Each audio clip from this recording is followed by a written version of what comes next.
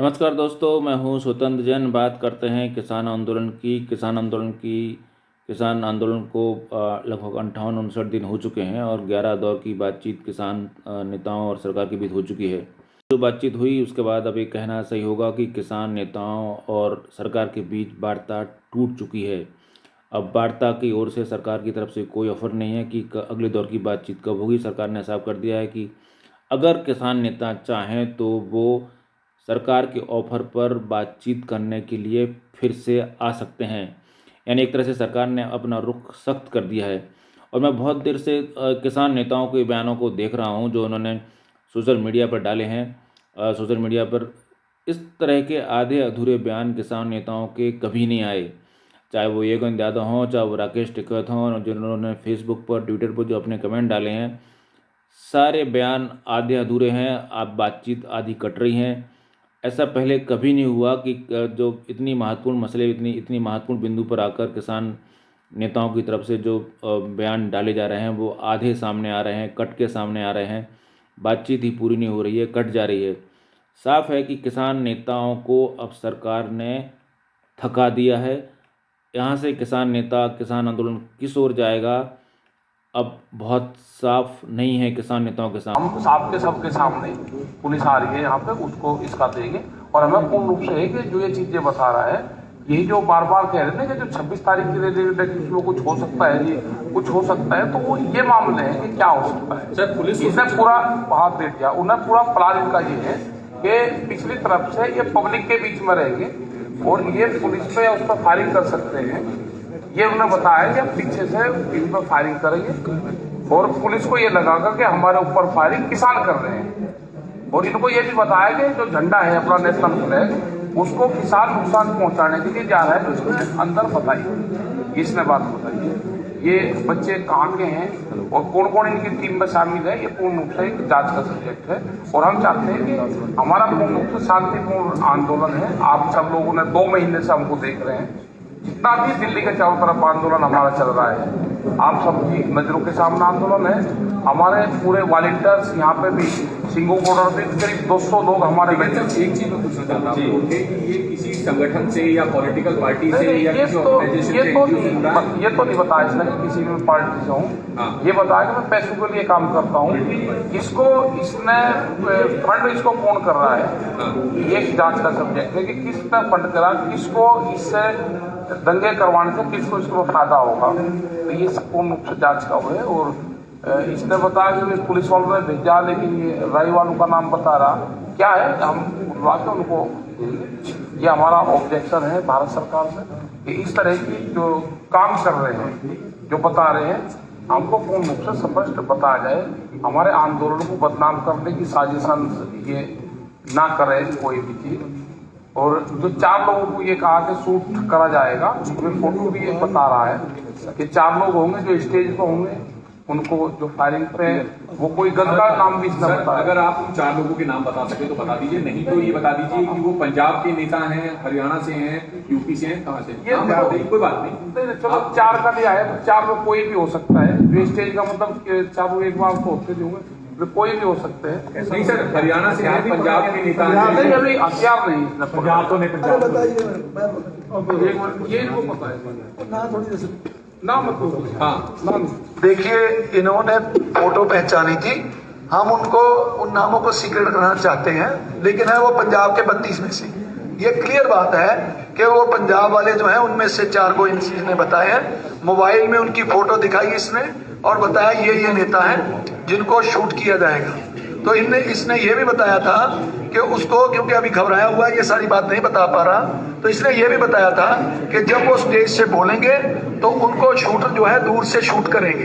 ये सारी बातें अभी नहीं बता पा रहा, घबराया हुआ है, लेकिन इसने ये सारी बातें स्नाइपर जो है वो लाके उनसे ये करवाएंगे, सारी शूट करवाएंगे। अभी जो बात है वो डरा हुआ है, इसीलिए बार बार हमारी तरफ देख रहा है। इसको हमने समझाया था, बेटा तेरे पे कोई बात नहीं होगी। अभी ये बोल रहा है कि आप पुलिस को दे रहे हैं। मैं आपको ये बताना चाहता हूं कि हम पुलिस को भी ये बोलेंगे कि इस पे कोई कार्रवाई नहीं करनी, इसकी सुरक्षा के लिए इसको पुलिस के पास दे रहे हैं। ताकि जो इसकी सुरक्षा हो यहाँ, क्योंकि भीड़ में अगर लोगों को पता चल गया तो इसके लिए कोई खतरा पैदा हो सकता है। इसकी कौन है ये, कहाँ है, कहाँ से आया? पर सर वो तो कह रहे इसके- हैं कि उन्हीं बंदों में से उन्होंने ऑर्डर दिया है अभी। हाँ इसके ये हाँ, तो इसी के बंदे इसको मार सकते हैं ना। तो यही बात है ना कि इस भीड़ में कोई भी हो सकता है कि इसके साथी इसको शूट कर दे, तो इसलिए हम पुलिस की कस्टडी में इसको दे रहे हैं। ये मैं इसको हमने ट्रैक्टर रैली निकालने की वो धमकी दे रहे हैं, बार बार बात कर रहे हैं, लेकिन वो जानते हैं कि ये बहुत मुश्किल काम होने वाला है। आप रिंग रोड पर भी ट्रैक्टर रैली निकालेंगे तो वो भी कोई बहुत असर उससे होगा नहीं। बात की जा रही है कि गणतंत्र दिवस पर गढ़ की प्रतिष्ठा करेंगे। योगेंद्र यादव कह रहे हैं कि गढ़ की प्रतिष्ठा करेंगे, तो वो कैसे करेंगे ये भी साफ नहीं है। मैं अभी पिछले दिनों किसान नेता राकेश टिकैत का बयान सुन रहा था। उन्होंने कहा कि अब भारत में जिसने भी ऋषि और कृषि से टकराया है वो हमेशा टूट चुका है, हमेशा हार गया है। लेकिन मेरी समझ में बार बार ये नहीं आती कि ऋषि परंपरा की, आप अगर ऋषि और कृषि की बात करते हैं तो कृषि और ऋषि भारत में कब ऐसे रहे हैं कि जो बातचीत से घबराते हों, कब ऐसे रहे हों कि तर्क से घबराते हों। हमारे ऋषि परंपरा के लोग तो हमेशा बातचीत की ओर, संवाद की ओर को चुनौती देने वाले, हमेशा आमंत्रण देने वाले रहे हैं कि हमेशा उसको चुनौती देते रहे हैं कि आप कोई भी आए उनसे तर्क करे, विवाद करे। लेकिन किसान नेताओं का नेतृत्व योगेंद्र यादव कर रहे हों, जो कि खुद जाने माने एक विद्वान माने जाते हैं, प्रोफेसर रहे हैं, उन्होंने इस्तीफा दे दिया है CSDS से। तो ऐसे लोगों के नेतृत्व होते हुए भी अगर किसान नेता बातचीत से घबराते हैं, किसी कानूनों से संशोधन से घबराते हों, सिर्फ एक ही मांग बार बार रखते हों कि हमें तो सिर्फ एक ही मांग है हमारी कि कृषि कानूनों को रद्द करिए। आखिर ऐसा क्या है कि जो है ना आप बातचीत से घबराते हैं? आप क्यों नहीं अपनी बात तर्कसंगत तरीके से रखते हैं? जैसे कि बार बार रामपाल जाट जैसे नेता कह भी रहे हैं कि हमें जनमत को साथ लेकर चलना चाहिए, हमें अपनी बात तर्कसम्मत तरीके से रखना चाहिए कि आखिर क्यों हम ये चाहते हैं कि कृषि कानून रद्द हो, कोई तर्क तो हो, कोई बात तो हो। आप बार बार जो है ना मीडिया के सामने बताते हैं कि कृषि कानून रद्द होना चाहिए, इसलिए होना चाहिए, लेकिन सरकार के सामने जाते हैं तो आप कहते हैं कि नहीं, हमारी कोई मांग नहीं है, हमारी सिर्फ एक ही मांग है कि कृषि कानून रद्द हो और हम कोई संशोधन नहीं चाहते। संशोधन में आपको क्या दिक्कत है? आपकी जो मांग है, आपकी जो ग्रीवांस हैं, कानून में जो कमियां हैं, आप उनको बताइए। आप कमेटी पे भी सवाल उठा रहे हैं कमेटी में कि जो है ना कमेटी इस तरह की है कि कमेटी में 3-4 लोग सभी एक ही पक्ष के हैं। आखिर ऐसा क्या हो सकता है? कमेटी में 3 पक्ष के लोग हैं तो क्या अपनी बात नहीं रखेंगे आप? क्या प्रोफेसर योगेंद्र यादव का कोई पक्ष नहीं रहा है? क्या उनका कोई मत नहीं है? तो उनका एक मत है तो क्या वो दूसरे मत की बात नहीं सुनते हैं? क्या दूसरे मत के वो बात विश्वास नहीं करते हैं? क्या उनको वो हमेशा अपनी बात पर अड़े रहते हैं? क्या उनका मत हमेशा एक ही रहा है कि कभी बदले नहीं है? ये बड़ा मुश्किल सा जो है ना तर्क है कि कमेटी में एक ही पक्ष के लोग हैं। जवाहरलाल नेहरू विश्वविद्यालय में सभी लोग जानते हैं कि 100% वामपंथी शिक्षक थे एक ज़माने में। अब हालांकि बीजेपी के आने के बाद उसमें कुछ राइट दक्षिणपंथी शिक्षक भी आ गए हैं, लेकिन तो क्या वामपंथी शिक्षकों ने जो 60-70 साल में पिछले जब तक वामपंथियों का गढ़ रहा है, तो क्या अपने छात्रों से अन्याय किया है हमेशा? जो अगर उस विश्वविद्यालय में ऐसे छात्र आते हैं जो कि जिनका वामपंथी विचारधारा में विश्वास नहीं है, और अभी भी बहुत सारे शिक्षक हैं, लेकिन अब देश बदल चुका है, ज़माना बदल चुका है और अब वामपंथ का नाम लेने वाले बहुत अधिक नहीं हैं। जो स्टूडेंट पहुंच रहे हैं वहाँ पर वो सारे लिबरल विचारधारा के पहुंच रहे हैं, दक्षिणपंथी पहुंच रहे हैं। तो क्या उन छात्रों के साथ टीचर अन्याय करते हैं? क्या उनको नंबर नहीं देते हैं? ये तो बड़ा विचित्र तर्क है कि जो है ना एक ही विचारधारा के लोग होंगे तो हम बात नहीं करेंगे, हमारी बात नहीं सुनेंगे।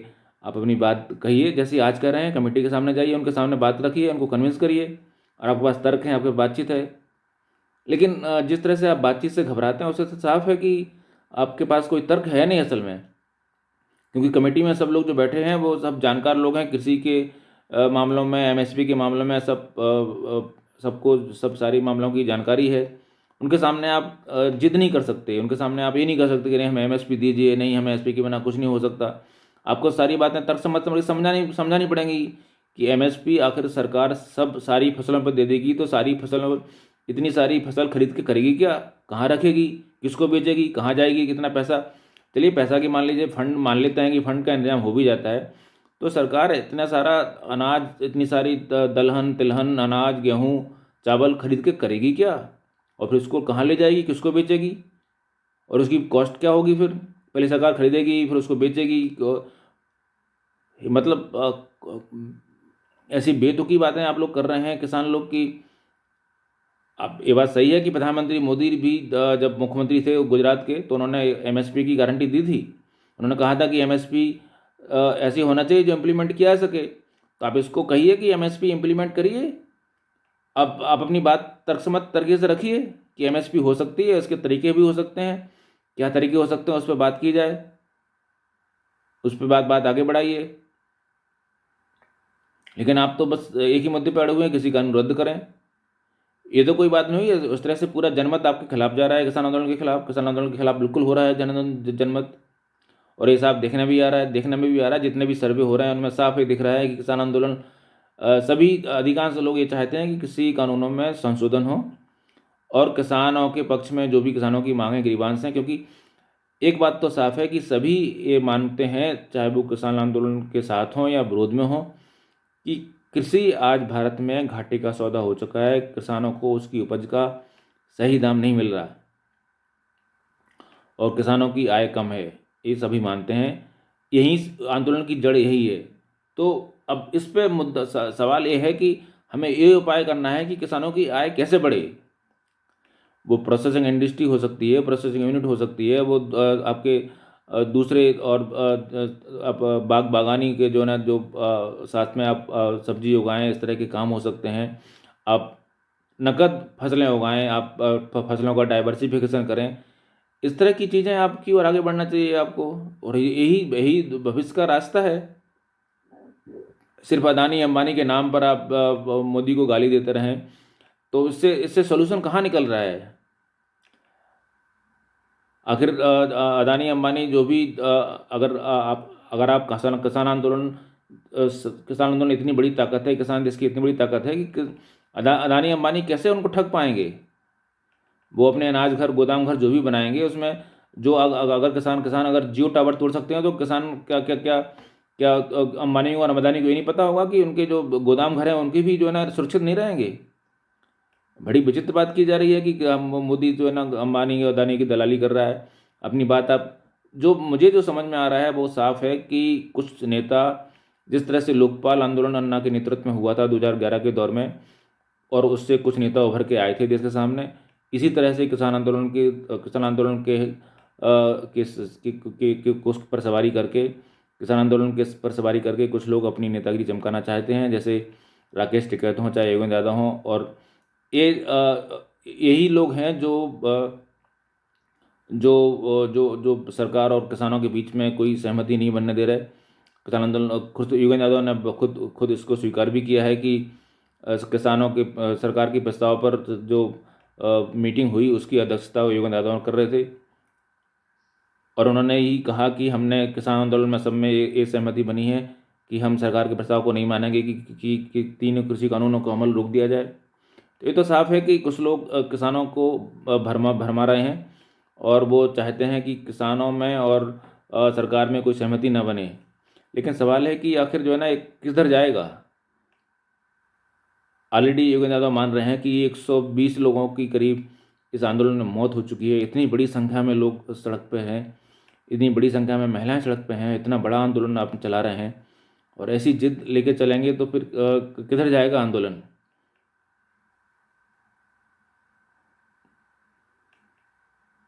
लोकपाल आंदोलन के साथ भी ऐसा सही था। लोकपाल आंदोलन के जो मूल सवाल था वो ये था कि भ्रष्टाचार देश में है और भ्रष्टाचार ख़त्म करने के लिए तरीके अलग हो सकते हैं। कुछ लोग कह रहे थे लोकपाल आंदोलन एक तरीका, लोकपाल विधेयक एक तरीका है।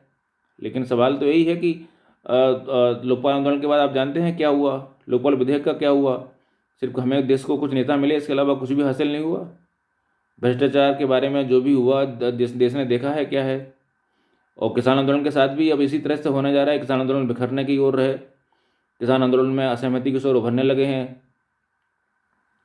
कुछ लोग सुप्रीम कोर्ट पहुंच के एक बात कह भी रहे हैं कि हम कमेटी के सामने जाएंगे। कुछ लोग ये भी मानने को तैयार हैं कि हम सरकार का प्रस्ताव मान लेना चाहिए। लेकिन कुछ लोग हैं जो लगातार अड़े हुए हैं। अगर इस तरह से चला तो किसान आंदोलन आखिर देश में किस दिशा में ले जाएगा? और अन्नदाता की हार अगर हो जाएगी इस तरह से कुछ लोगों की जीत के कारण, तो ये बहुत गलत संदेश जाएगा, पूरे देश में गलत संदेश जाएगा कि अन्नदाता को हार का सामना करना पड़ा किसान सरकार के सामने। तो मुझे लगता है कि अब समय आ गया है कि किसान नेता अपनी बात को सरकार की बात पर गंभीरता से विचार करें कि किसी कानूनों में संशोधन किए जाएं। संशोधन में एमएसपी की गारंटी का भी एक प्रस्ताव हो, क्योंकि लेकिन एमएसपी किन पे होगी, कैसे होगी, इस पे विस्तार से विचार किया जाए, किस तरह की होगी,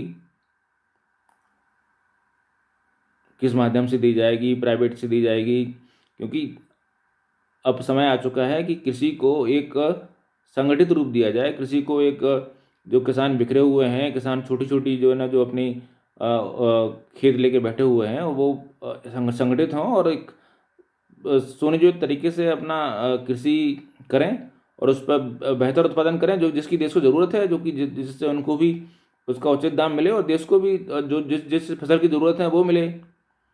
आखिर गेहूँ चावल की फसल तो हम सब जानते हैं कि गेहूँ चावल आज देश में इतना है कि अधिक उत्पादन हो रहा है, सरप्लस में उत्पादन है। हमें ज़रूरत है तिलहन की उत्पादन की, तिलहन को हम आयात करते हैं और गेहूँ चावल हमारे पास इतना है कि हम निर्यात करते हैं, हमारे गोदाम भरे हुए हैं, और उस पर एमएसपी देने से क्या हासिल होगा? ऐसी फसल पे आखिर ऐसी फसल जिसकी उत्पादन अधिक हो रहा हो, उसका कीमत तो गिरेगी, उसको और अधिक उत्पादन किया, क्योंकि अगर सरकार उस पर एमएसपी देती है, एमएसपी बढ़ा के देती है, तो क्या किसानों के मन में लालच पैदा होगा? यही लालच पैदा होगा कि किसान अगर हम गेहूं की खेती करेंगे, चावल की खेती करेंगे, तो हमें ज़्यादा पैसा मिलेगा। लेकिन उससे देश को क्या हासिल होगा? हम जो फसल पहले से ज़्यादा उत्पादन हो रही है, जो गोदाम में भरी हुई है गेहूँ चावल, उसका और अधिक उत्पादन होगा। और अधिक उत्पादन से क्या होगा? जिस फसल की हमें ज़्यादा अधिक ज़रूरत नहीं है उसका उत्पादन बढ़ेगा, जबकि तिलहन जैसी फसलों का उत्पादन घटेगा। तो इससे तो पूरे देश को नुकसान होगा। किसानों को सोचना चाहिए ये बात कि आखिर वो किसानों का भला चाहते हैं, साथ साथ देश का भी भला चाहते हैं या नहीं।